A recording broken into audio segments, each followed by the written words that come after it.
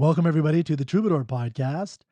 Today I'll be reading a Cradle song by William Blake. And no, I will not be singing a Cradle song by William Blake from his book, The Songs of Innocence. Although you could sing this song. In fact, it is meant and it has the feel of a nursery rhyme. And it's meant as a nursery rhyme. It's meant to emulate that kind of nursery rhyme. It's what a mother would sing or hum and sing to her infant, very young baby.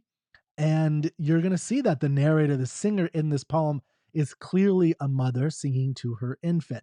And that's going to be part of what the meaning and understanding of what William Blake is trying to accomplish. This is, like many of his poems, and especially in Songs of Innocence, a very, very simple poem.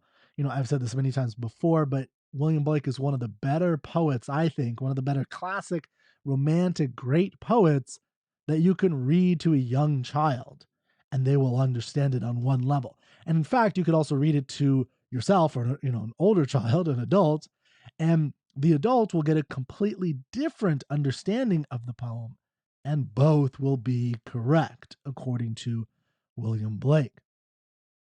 That's his point. Now, the Songs of Innocence, which this is one of them, was combined in 1794 with the Songs of Experience to make the Songs of Innocence and Experience, showing the two contrary states of the human soul. So Blake believed that there was innocence and experience playing and kind of swirling about within us, and that you can represent them or think of them as thesis and antithesis. So you have these two combating ideas. They're clashing, they're evolving, they're merging into one another, and that creates a synthesis. This is called the dialectic process. And Blake was a person who believed in that kind of dialogue, that two things coming together to create something new. And that's what was in every single individual human soul. As opposed to someone like William Wordsworth, who believed there was a much more of a cutoff. It was more, he put it as your innocence is recompensed, as though you lose your innocence almost completely, and there is something lost. And he talks a lot about the loss in his poems, William Wordsworth. But you gain what William Wordsworth calls the philosophic mind. So you lose innocence and you gain the philosophical mind. With Blake, he believes that those things are always within you. And he even doesn't talk about philosophical mind as what you're gaining. He actually thinks of it as something like some kind of experience with suffering. And he is much more interested in understanding of the suffering and the pain that you might, or that you will inevitably encounter in life. So again, I think of William Blake as very much a 18th century Jordan Peterson figure. He is not pro the church, but he is very pro the mythology of Christianity. And in fact, he's writing within, and he's even creating his own Christian mythology. And he's very interested in using the imagination to expand our moral abilities and thoughts. And you're going to see in this lullaby Christian mythology and a little bit of Christian ideology, particularly regarding Jesus and the baby in the manger. So let me go ahead and show you the panel that goes with this. This is a hand-drawn, colored creation that when you bought this book, The Songs of Innocence and Experience in 1794, this is what you would get if you were one of the few people who bought it. And you can see it's this beautiful, it's a painting essentially. I mean, it looks like a work of art. And in fact, William Blake was known for his painting, his actual drawings, almost as much as his words, as his fiction. Now, you can see in this second image here. So if you're listening to this on the Spotify, iTunes, or wherever you listen to podcasts, then hop on over to troubadourmag.com or just Google a Cradle song, the images, and you'll see the images I'm talking about here. But the first one is just the text itself, handwritten, with some leaves, and it looks like a corn, on the side. But I think it's something about autumn and birth, and the coming of this new creation. And then on the second page, you have an actual drawing of a woman overlooking her infant. So you can see the simple imagery here, and that should tune in what he wanted. William Blake really very much wanted you to experience the artistry, the painting with the words, not separated. So I always say on reading, as I'm reading William Blake to you, that the way I'm doing it, if you're watching me, is incorrect. That is to do it with a blank sheet of white paper with the text on it. That's not how he wanted you to experience it. He wanted you to experience it like this, to hold a book in your hand, to see it, to feel it, and really to experience the whole total idea here. Because when you look at this, you see this, looks like a handmade, hand-me-down cradle that's probably been in the family for generations. You have this woman with her white head dressing of some sort in her red dress, and she's looking over this infant whose head is to the side, and it looks like there might even be a small little smile. And we're going to read a lot, about what the smile means to her, and then we're going to read about a contrast of something that she is experiencing. Okay, so let us read this poem and then go through it stanza by stanza and see what's going on here. And I think it's a pretty simple phrasing or meaning, but there's some underpinnings that can complicate it a little bit. Okay. A Cradle Song by William Blake. Sweet dreams form a shade o'er my lovely infant's head. Sweet dreams of pleasant streams by happy silent moony beams. Sweet sleep with soft down, weave thy brows an infant crown. Sweet sleep, angel mild, hover o'er my happy child. Sweet smiles in the night, hover over my delight. Sweet smiles, mother's smiles, all the livelong night beguiles. Sweet moans, dove-like sighs, chase not slumber from thy eyes.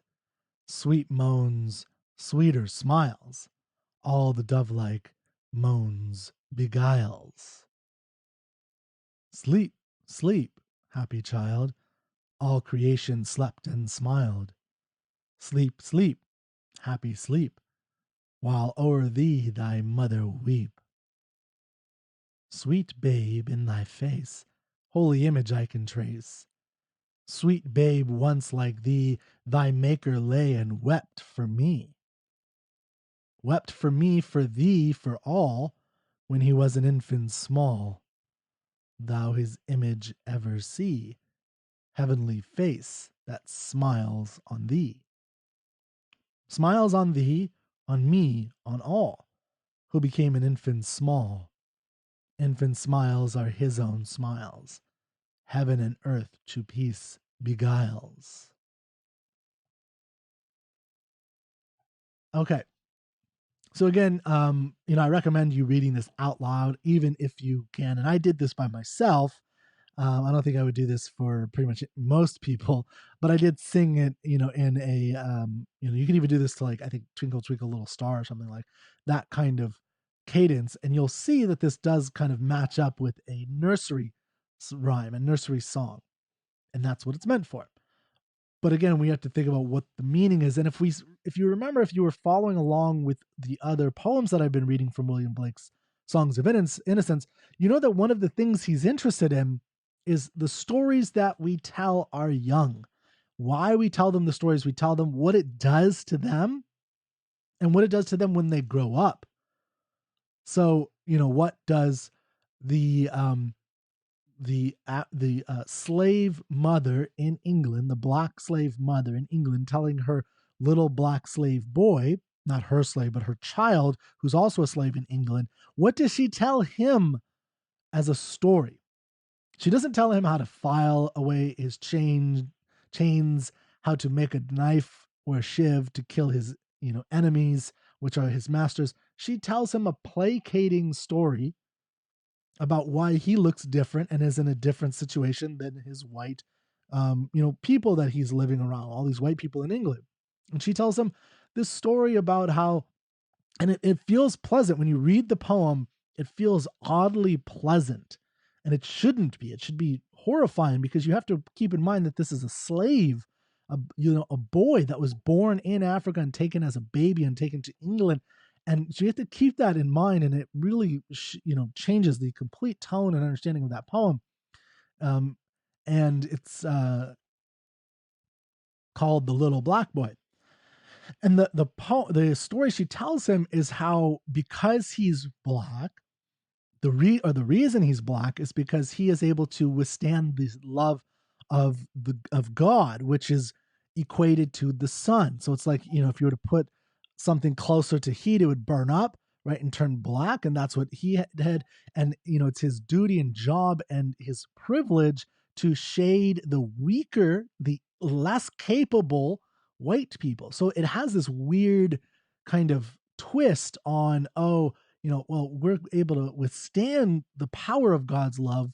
And so we should, protect the white people who are weaker in order to do that. But again, if you think about what it means that and at the end of the poem, the little black boy tells that story to a little white boy. We never hear what the little white boy says about it. But, it's kind of his own reassuring story that that the mother tells to this young boy. And that makes him feel okay with the order of the world. And you get that a little bit with a lot of the poems in the Songs of Innocence and Experience. And, it's about how there's the way that he puts it in the Piper, the first introduction poem to the Songs of Innocence, is that when you pick up the pen, so you have these stories that the ancients would tell, where they would just have their pipe and they'd go around and they dance and sing and they were at one with nature. But then they picked up a pen, right? They made a pen, and they the verbiage of the wording is stained the water clear. And it's a really interesting way to think about it, where there's a kind of a staining, a shading with something darker that you're doing when you're writing, and that process of creating through words. And in this case, the stories that we tell even in speech have a kind of stain to them. And take that into consideration as you're reading all of these things. So let's look at let's investigate this poem a little bit closer. So we have sweet dreams form a shade o'er my lovely infant's head. That's the first sentence. So we could just think, just literally the eyes are closed. There's a shade, right? You could think of maybe she shading him as another way you could look at the analogy, but it's really the eyes are closed, the baby's asleep. Just a poetic way of saying the baby's asleep and covered, with enjoying sweet dreams. And then again, sweet dreams of pleasant streams by happy silent moony beams. It's a really pleasant way of painting a quick little picture of a pastoral. And you can look at other of my videos when I talk about pastoral poetry. It's a simple little image of a pastoral image, a pastoral scene. So sweet dreams of pleasant streams. So she hopes kind of that the baby is enjoying pleasant streams, by a happy silent moony beam. The next stanza, sweet sleep with soft down. So, think about like down, maybe something you put in the pillow, but also the feathers on a bird. They're very soft. Weave thy brows an infant crown. Sweet sleep, angel mild, hover over my happy child. Now, I think here what we're getting is and the soft down thing, I did have to look that up. So if you think of like a down pillow, that's what I thought of. But I think you could also look at that as the feathers on a bird. And so there's a relation between the brows of the infant and, putting, maybe you could think of wings coming over the back of the infant, covering its brow. You could think of, it's also has a crown, maybe a halo of some sort. I mean, so it's, I think the basic idea that he's trying to say here, sweet sleep with soft down, weave thy brows an infant crown, sweet sleep, angel mild, is he's trying to, or she, the mother, is painting the picture of a baby, her baby, that is an angel, that looks like an angel. Think of the old traditional cherubic, what you might think of Cupid flying around with its baby wings, that kind of thing. Although not actually the god of love, but just a cherubic baby floating around with its wings up. Next stanza. Sweet smiles in the night hover over my delight. Sweet smiles, mother's smiles, all the livelong night beguiles. So that we're getting almost a wishful thinking, right? A hope, I should say, for her child. Sweet smiles in the night hover over my delight. Like, do that. Hover over my delight. What's her delight? Her baby, right? Sweet smiles, mother's smiles, all the livelong night beguiles. So she's beguiling, tricking, charming the night. Next stanza. And try to think about, this is, again, a song being sung. It's a wish, it's a hope, and it's what the mother is trying to do for her, the love of her life, her infant child. Sweet moans, dove-like sighs, chase not slumber from thy eyes. Sweet moans, sweeter smiles, all the dove-like moans beguiles. Now, just like these other stanzas, we're getting sweet, sweet a lot. We're getting sweet, sweet, sleep, sleep, sweet smiles. We're getting that S sound a lot, right? Sweet smiles again. And then we get, instead of sweet smiles or sweet sleep or sweet dreams, you could look at, there's a progression even. Sweet dreams, okay, sweet sleep, okay, sweet smiles, and then we get sweet moans. Now, moans is an interesting word to take in, and you have to really take words seriously. You can't pass by them. When a poet like William Blake uses the word moans, he's not like it. It wouldn't do you service to pass over that as though, oh, it's, he just kind of chose it because it rhymed or, fit in a little bit. It wasn't a big deal. He's choosing that on purpose. It's making a really clear transgression or change in the mood almost, because there's a big difference between smiles, between dreams, between sleep, and moans. I mean, when do you moan? I mean, think about a moan. Take the word seriously. What actually comes to your mind? What's the first thing? Being perfectly honest with yourself. If it's for me, it's completely sex, right?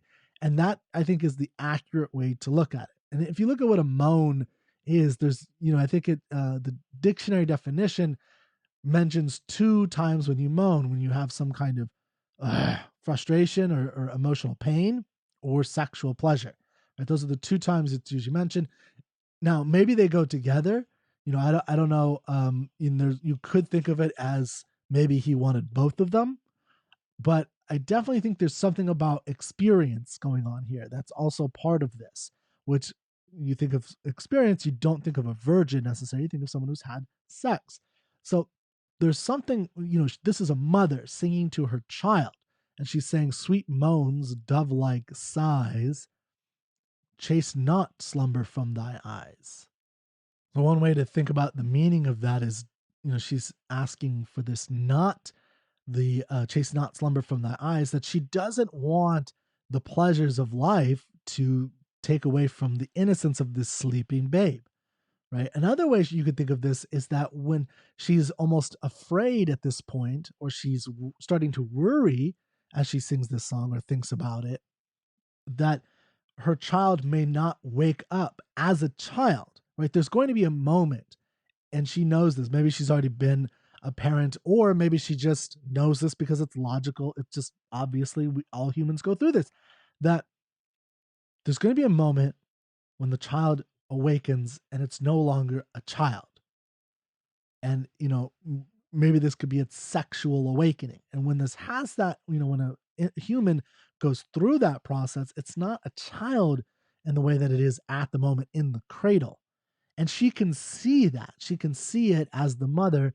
She experienced it. She knows people have experienced it. She knows humans, right? She's a human, so she knows that this happens, and she knows it's going to happen to this infant, her infant, that there's going to be a time when slumber awakens, or it awakens, the infant awakens from slumber, chase not slumber from your eyes, when slumber is chased from its eyes, and it feels or experiences or desires the sweet like moans, the dove like sighs. Sweet moans, sweeter smiles, all the dove-like moans beguiles. And that, again, I think is a idea that you're going to hear these moans, you're going to hear these smiles, dove-like moans, are going to charm you. And so this might be an infant boy. It probably is an infant boy. And so the, charms of a woman. Sleep, sleep, happy child, all creation slept and smiled.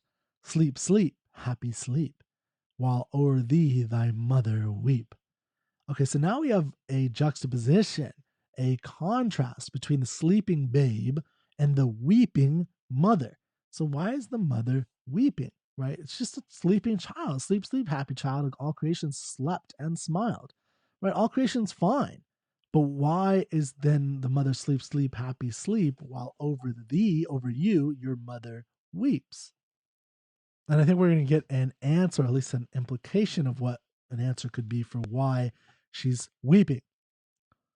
She goes on, sweet babe, excuse me, sweet babe, in thy face, holy image I can trace. Sweet babe, once like thee, thy maker lay and wept for me. So now we have something of sweet babe, in your face, holy image I can trace. So now we're getting this very Christian idea, or this broader religious idea, that she can literally see the holy, Jesus in the face of her baby. And we know the story of Jesus, of course, and that story is going to play out with all babies. And this is something that Jordan Peterson literally talks about in his lectures, that the way that a mother has to see the future suffering of the child, because like William Blake, Jordan Peterson believes that life is suffering. And so if life is suffering, then as a parent that you're sending off your child into a world where it will suffer. And you're looking at this innocent, perfect little being, this angel that you can trace the holy God within its face, that you're going to send that being off into repeating the suffering that Jesus had to go through. And your baby's going to go through that as well. And that's what, she and Christians tend to believe, especially during this period of time. So, she's tracing it, the holiness in its face. Another thing we'll see in a poem soon called Holy Thursday, that Blake believes that because of the innocence of babes, they're closer to God. So if you look at it like this spectrum of closeness to God, the infant is as close to God as possible. I mean, if you believe that even, if sex is what brings out a baby, that it's a holy thing and that it's part of God's plan, then it's not a stretch to believe that the baby in some form was drawn up in the mind of some superconscious being of God. And he, through the sexual process between, using the man as his kind of conduit and the female as the vessel, he planted this infant there. Therefore, this infant is only like 5 months or 15 months from being, if you take the whole gestation process, from being removed from being in the hands or in the brain, in the heart, or whatever you want to think of God, right? And so it went from God's brain, he implanted it, in this process of two people having sex. The baby gestates for 9 months and comes out. And So the baby's very close, much closer than the mother, who is, now 20 years plus 9 months away from seeing God. And so she's forgotten all of that. So you could see a lot of that, I think, the underlying ideology going on in that simple phrase: sweet babe, in your face, holy image I can trace. Sweet babe, once like you, your maker lay and wept for me. Next stanza. Wept for me, for thee, for all, when he was an infant small. Thou his image ever see, heavenly face that smiles on thee. So again, I think this is kind of continuing the idea that the Savior died for our sins, including the sins of the baby, right? Because babies have sin. And it's not one of my favorite Christian concepts that babies have sin. But if you take original sin seriously, then they do. They are somehow sinful creatures. At least they have it in them. And Jesus wept for them. He wept for them. He wept for me, the mother. He wept for you. He wept for everybody. And he did this even as an infant. I mean, you could picture not literally Jesus like looking, baby Jesus looking around and saying, "Oh, why? I feel bad for everybody. I'm going to cry for them." But you can also see like it's he's a baby, so babies cry. So that's one thing. But we get this heavenly relationship. Thou his face ever see, you his image ever see. So the baby, her baby, sees the image of God all the time. It's there. And so there's an implication that we lose that ability as we get older, which is an old idea that we once had these concepts and they actually kind of move out of our brain as we get older. Smiles on thee, on me, on all, who became an infant small. Infant smiles are his own smiles. Heaven and earth to peace beguiles. So again, now we have this ending that's very simple, that Jesus is smiling on you, and he's smiling on every infant, no matter who they are or where they are. So we have, again, this sweet, or there's wept only once. If you look at the first words of all of these stanzas, it goes sweet, sweet, sweet, sweet, sleep, sweet, wept, smiles. And I don't think that's exactly on accident. There's a kind of idea that there's a desire for this emotion, this feeling of sweetness, and then it kind of transitions into weeping, and then and sleeping, I should say, and then weeping, and then smiling. The smiling, though, comes in the afterlife. That's why it's the last stanza. So I think this is a very simple poem. It's not that deep, but it's just saying, something about the desires and pain that a mother or a parent, but I think in this case, particularly a mother, experiences. If you really want to understand this more, look at the statue, the Pieta by Michelangelo. And the Pieta, which stands for the pity, is a very famous sculpture of the Virgin Mary holding her son Jesus, the fully grown Jesus, after he's been executed. And, she's not crying and screeching and, shouting in anger, but there is a genuine loss. And it's a really interesting way the totality is expressed, because you not only get the sadness that she's obviously feeling, but you get a sense that she knew this was coming from the beginning and she expected it, and now it's here, which is it's a quite a different feeling, is to know that your child's going to suffer and die. Now, the reality is that this is the case with every mother. Every mother knows that their child is going to grow old and die, or at least die. I shouldn't say grow old. So here's a better way of putting that. Every mother knows their child is going to die. They don't necessarily know they're going to grow old. They also know that they're going to suffer, and there's going to be, in their mind, maybe even a sexual suffering, in terms of there could be the suffering of pain, of loss, of remorse, of guilt, of incapability of acquiring the woman or the man that you want. In this case, it's going to be, probably a woman. So because it's a boy baby. So I think that feeling that a parent has, particularly a mother, is part of what is going on for this, poem. That she wants to put all her hopes in this baby, and that's what she is going to do. But she's also simultaneously scared because she knows what's going to happen to it. Okay, so that is a Cradle song. Next time, I think we will do The Divine Image by William Blake. And we have many more poems to go through. So I hope you enjoy this. Go to Spotify, iTunes, wherever you listen to podcasts, and subscribe so you can get the audio. I'm also doing sci-fi and a whole bunch of some short stories and other things that are audio only. So you need to go there. Find me on Facebook, YouTube, or wherever you want. Go to troubadourmag.com. So thank you very much, and I'll see you next time.